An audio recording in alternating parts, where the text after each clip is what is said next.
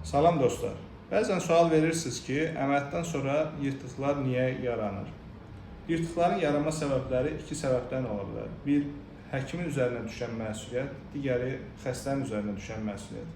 Bu günləri xəstənin üzərinə düşən məsuliyyətləri sizə vurğulamaq istəyirəm ki, əgər sizdə və yaxud yaxınlarınızda hər hansısa bir əməliyyat olmuş olarsa, həmin əməliyyatdan minimum 6 ay müddətində ağır fiziki işlərdən uzaq durun.